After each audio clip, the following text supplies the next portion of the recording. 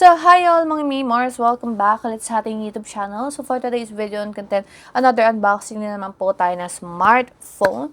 So, sunod ang unboxing natin lately. Kasi again, ang dami smartphone na lumalabas ngayon and gusto ko i-share sa inyo yung impression ko with the smartphones. So, without further ado, let me go and share guys my unboxing with the smartphone. So, yung ating Redmi 15C 5G. So, as you can see, sa box, mga mari ko, wala naman actually pinagbago yung kanyang design. So, meron tayong 8GB of RAM dito. So, total of 8GB of RAM kasi 4GB yung kanyang expandable storage. 256GB of ROM, 6,000 mAh battery capacity na meron 33 watts fast charging. So, this is 6.9 inches na merong 120 Hz refresh rate. So, ang kulay na meron tayo ay mint green. MediaTek Dimensity 6300 5G na merong 50 megapixel main camera. So, powered by HyperOS. Okay. Alright, so open na natin to mga mari ko. Pagka-open, of course, this is the phone already. Pero later na natin yan i-check. Dito muna tayo sa inclusion sa loob ng box. So, sa loob ng box, of course, nandito ang pin ejector natin or pin eject tool. Tapos, meron tayo ditong transparent case na may kasamang safety information and warranty card and guidelines or start guide, quick start guide. Okay. Meron din tayo ditong Type-C charging cord. So, ito yung ating Type-C charging cord. Alamin na kagad yan. Basta orange, Redmi yan. Okay. 33 watts fast charging. Ito, legit fast charging talaga to. Ilang beses na kami merong ganito and legit talaga yung pagiging fast charge niya. Pumikit ka lang full charge na. Charis. So, ito na yung ating smartphone. So, nabanggit ko naman na yung ating quick specification dyan. So, sa right corner, we have here the volume up and down, of course. And then, ito yung ating power button.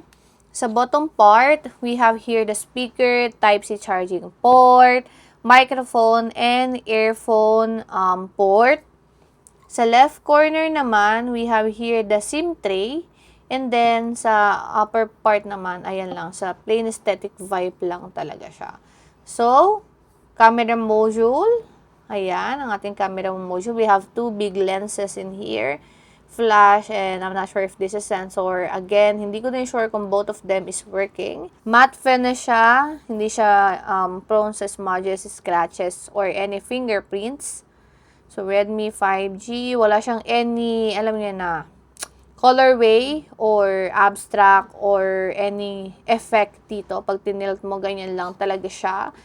Pero kahit na ganito yung tsura niya, sobrang elegant niya pa rin talagang tignan personally.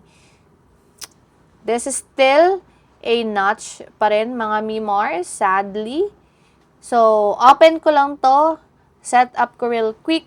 Balikan ko kayo. So, ayan mga mari ko, na-open na natin siya at na-set up ko na siya real quick. So, ayan. Okay. Sininaan ko lang yung brightness niya para talagang makita nyo siya. Pero tignan natin ang kanyang settings. About phone. System up. Okay. Okay, so storage. Ayan na lang po ang kanyang storage.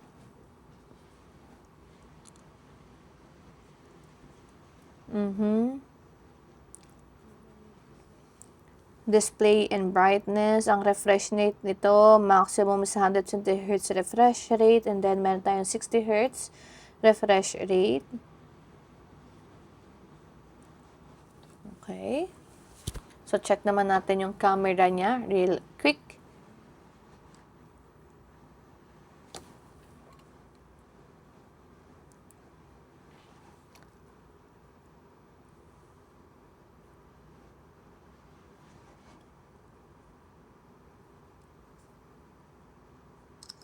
Okay. Selfie. Camera. Ito tayo sa photo.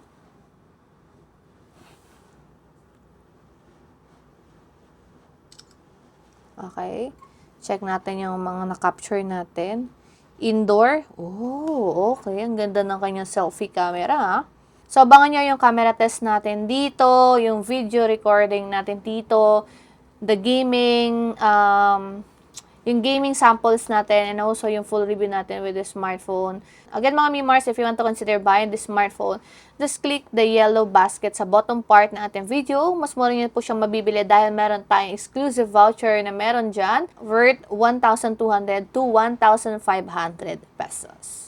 So, yun lang naman mga Mimars ang ating quick unboxing with this Redmi 15C 5G. So, this is worth 8,000 to 9,000 plus, if I'm not mistaken. So, correct me if I'm wrong. Kasi yun yung last price na nakita ko siya sa online. Pero, pag bibili niyo siya using the voucher that we have here sa video natin, sa left bottom part ng video po natin, mas mura niyo na mabibili itong ating Redmi 5G. So, my impression with this one, of course, gusto ko lang i-share sa inyo, actually classy and also elegant naman siya for me. So, hindi naman siya, so again, hindi ako talaga fan ng mga vibrant color na mga smartphone. And this is matte finish, ayan. So, hindi siya prone sa smudges and scratches. So, maganda yan mga Mariko. And nagustuhan ko rin yung kulay na to na mint green kasi mint green po talaga yung favorite color ko. So, nagkaroon lang ako ng touch of pink lately lang. Pero mint green and black talaga yung gusto ko. So, ayan mga Mariko. Say again, walang bago sa akin yung mga ganitong klase ng camera module. Kasi ilang beses ko naman ang nakita itong mga ganitong klase ng camera module. Sana lang medyo nagbigay sila ng onting touch ng, alam mo, kahit onting pagbabago lamang. Kasi kung napapansin nyo, parang sunod-sunod yung mga paglalabas ng mga smartphone na halos magkakaparehas. Lalong-lalo na sa ibang brand, sunod-sunod yung lumalabas na smartphone na same lang halos ng camera module. Pero again, ito, alam niyo na kagad, notch pa rin po ang ating smartphone. So, hindi ko talaga magets bakit they keep on, alam mo na, pushing this kind of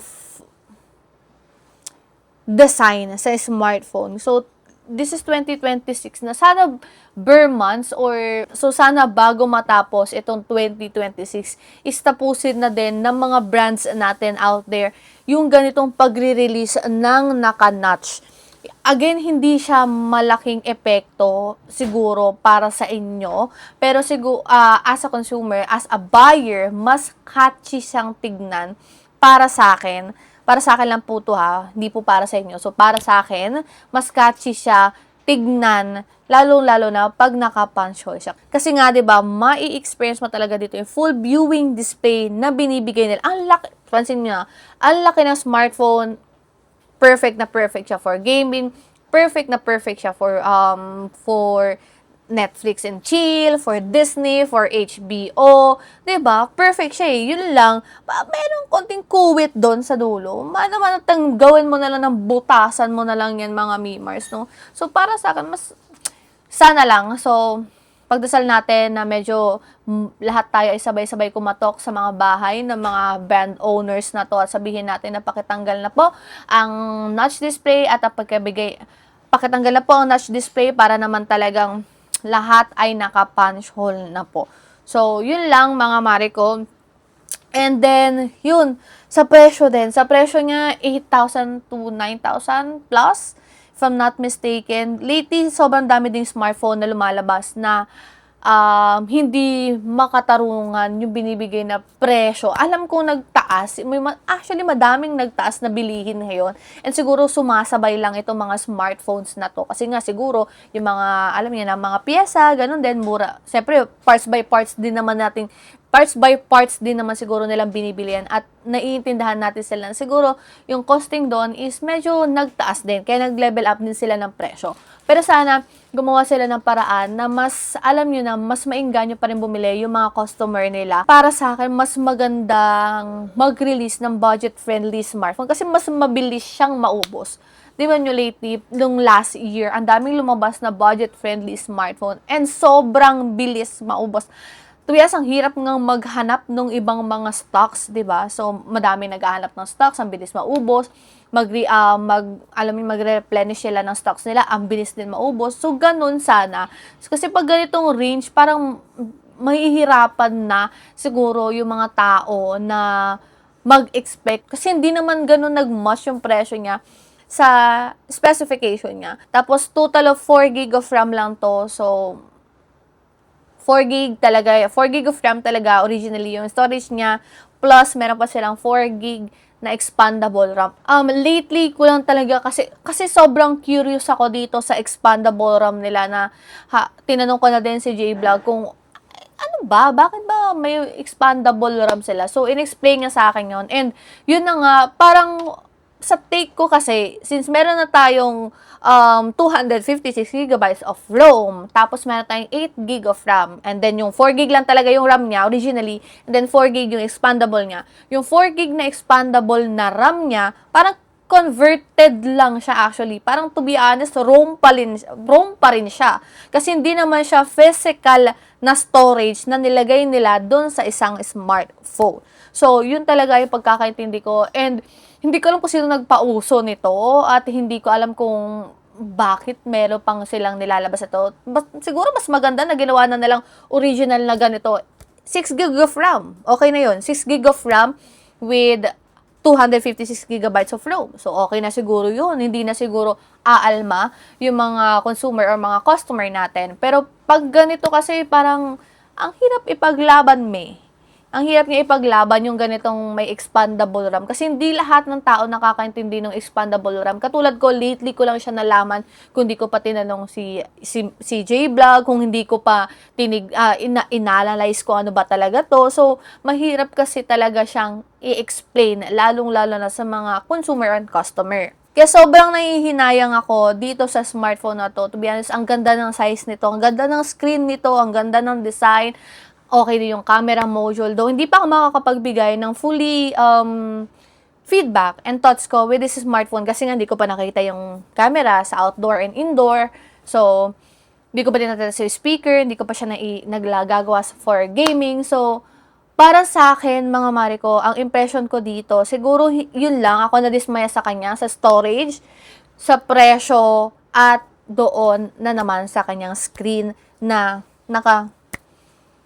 alam niya, notch pa rin po. So, yun lang. Again, disclaimer lang po, I'm not apropos when it comes po sa reviewing ng mga tech. Gayong nyo lang din ako na nagre-research lang din at nagbe-base sa website at nagbe-base sa knowledge ko with the smartphone. Pero of course, ang sinishare ko sa inyo is yung may honest thoughts, honest feedback, honest experience ko with this smartphone. Kasi bakit ko naman sasabihin sa inyo na bilhin nyo to, ang ganda nito, ang storage nito napakatagal, hindi siya umiinit, may aircon siya. So, bakit ako magsasabi ng ganon kung babalik din naman kayo sa sinabi ni Maring Ana na panood ko sa ganito, ganon. So, ako din naman yung masisira. So, gusto ko, lahat ng sasabihin ko sa inyo is transparent na totoo lang talaga. So, yun lang naman mga mare ko. Once again, my name is Maring Ana. Don't forget to follow me sa socials ko sa baba. And again, if you want to consider buying this smartphone, pag-isipan nyo din mabuti.